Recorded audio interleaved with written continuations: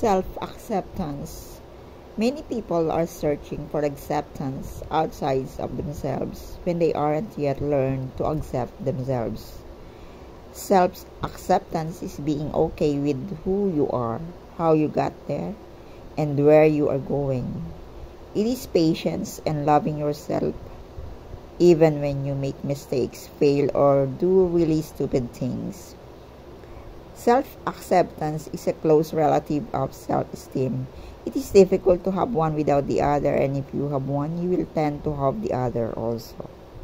Why do people have low self-acceptance? There are many reasons, but most fall into the following categories. They need to be perfect. The need to be right. The need for approval and to be liked. Feeling inadequate due to some perceived lack of ability or skill. Staying stuck in mistakes and errors in judgment in the past. An extraordinary concern for other people's opinions and views about you. A focus on your imperfections rather than your blessings. A high need to please others. An ego that is out of control. Immaturity. To accept yourself fully is to recognize that perfection is not necessary and that you are not finished making mistakes. You will fail again. Not everyone you meet will like you. A happy and contented life is not about what happens and why, but what you do with it or about it. On numerous occasions, very few people will agree with you, and you will die with some unfinished business. The key to gaining self-acceptance is to recognize that you are in process as a human being, and as a result of that process, your growth comes when you need it most. Your job is to take yourself lightly and what you do seriously. That doesn't mean walking around with a long face and in sour disposition. It only means that you do the best you can with what you have at the time and let the stuff that is not within your control go, whether emotionally, physically, or psychologically. Are you listening? When the people in your life share their feelings, fears, wants, needs, dreams, frustrations, or whatever with you, are you looking for one of the following? They just want you to listen. They want honest feedback, opinions, or feelings. They want you to agree with them. They want you to disagree with them. They want you to share your feelings, experiences, or attitudes with them. Guess which one most people want most often and get the least. If you guess anything other than number one, listening, you may find you are having communication problems in a relationship.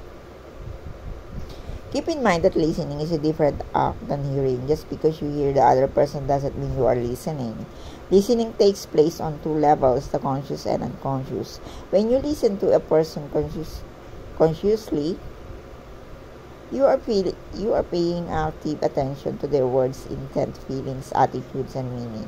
When you listen unconsciously, you catch their words, but you may miss the subtleties of their intent and meaning. Here are a few things to consider the next time your partner or another person shares their words, feelings, and emotions with you. You don't have to like the message to be willing to listen. Listen for the central theme of the message, not just the points they make. Stay in the present moment. Don't rush ahead or get stuck in old baggage. Offer feedback to demonstrate that you are listening. Ask questions when you don't understand something. Don't offer your opinions unless they are solicited.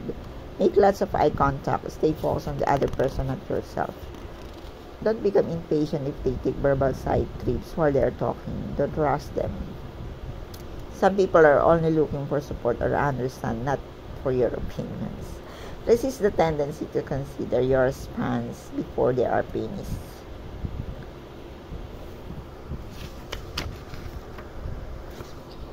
Avoid naysayers. Sooner or later, someone is going to cross your path and attempt to discourage you,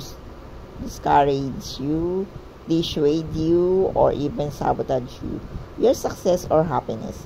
These people can take many forms. They can be a spouse, parent, friend, in-law, supervisor, child, neighbor, supervisor, customer, fellow employee. Regardless of who they are, their intended agenda is the same, to hurt you in some emotional way by telling you that you can't do something, shouldn't try, or that if you do, you will.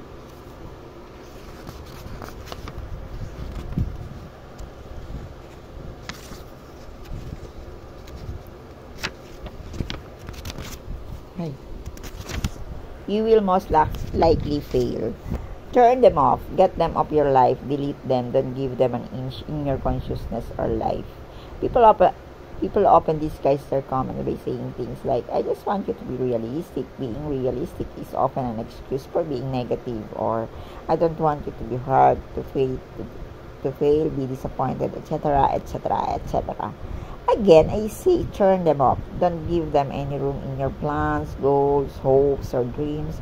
Avoid them. Don't let them negatively influence your life story, desires, or life destiny. Let them sabotage their own life if that is their choice and destiny. I have had a few of these people in my life, and I regret that I did not recognize them sooner, or for what they are, for what they were. If I had, I would have saved myself a great deal of grief and accomplished a great deal more much sooner than I did. Oh well, later is better than not at all.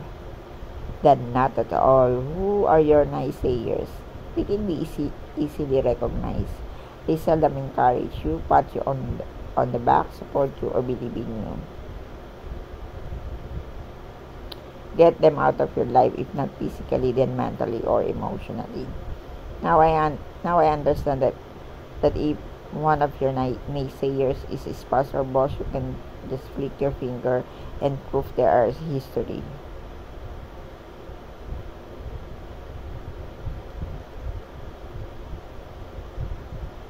You may not be able to remove some of these people physically from your life for now, but you can at least stop giving them power over your dreams, desires, plans, or actions. Success is liking yourself, liking what you do, and liking how you do it. It may be that those who do most dream most.